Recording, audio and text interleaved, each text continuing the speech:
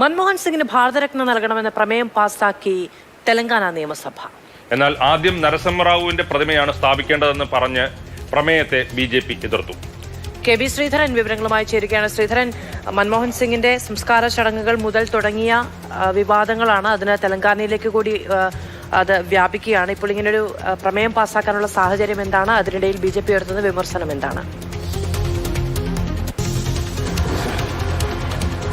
ഈ മൻമോഹൻ സിംഗിന്റെ ഈ സംസ്കാരവുമായി ബന്ധപ്പെട്ട് വിവാദങ്ങൾ ഉയർന്നപ്പോൾ തന്നെ പി.വി. നരസിംഹറാവു മുൻ പ്രധാനമന്ത്രി അദ്ദേഹം നേരിട്ട അവഗണനയെക്കുറിച്ചും ബി.ജെ.പി.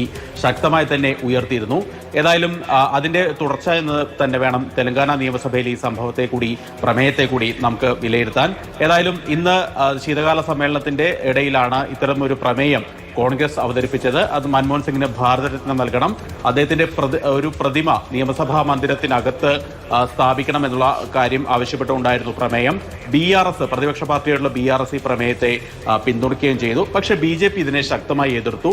അതായത് തെലുങ്ക് മണ്ണിന്റെ നായകനായിട്ടുള്ള ആന്ധ്രാപ്രദേശിൽ നിന്ന് തെലുങ്ക് സംസ്ഥാനങ്ങളിൽ നിന്ന് ഉള്ള പ്രധാനമന്ത്രിയായിരുന്ന പി.വി. നരസിംഹറാവുവിന്റെ പ്രതിമയാണ് ആദ്യം സ്ഥാപിക്കേണ്ടത് എന്നുള്ള ഒരു വാദമാണ് ബി.ജെ.പി. ഉയർത്തിയത്. ബി.ജെ.പിയുടെ MLA-മാർ ഇതിനെ ശക്തമായി എതിർത്ത് നിയമസഭയിൽ സംസാരിക്കുകയും ചെയ്തു.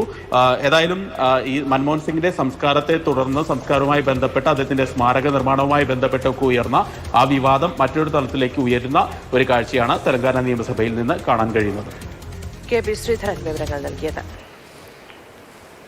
മുൻ രാഷ്ട്രപതി പ്രണബ് മുഖർജിയുടെ സംസ്കാരത്തെക്കുറിച്ചുള്ള വിവാദത്തിൽ മകൾ ഷർമിഷ്ഠ മുഖർജിയുടെ ആരോപണങ്ങൾ തള്ളി സഹോദരൻ അഭിജിത് മുഖർജി. പിതാവ് മരിച്ചപ്പോൾ ആളുകൾക്ക് ഒത്തുകൂടാൻ കഴിയാതെ പോയത് കോവിഡ് നിയന്ത്രണങ്ങൾ കൊണ്ടാണ് എന്ന് അഭിജിത്ത് വ്യക്തമാക്കി. കുടുംബാംഗങ്ങൾ എത്തുന്നത് പോലും കെജ്രിവാൾ സർക്കാർ വിലക്കി.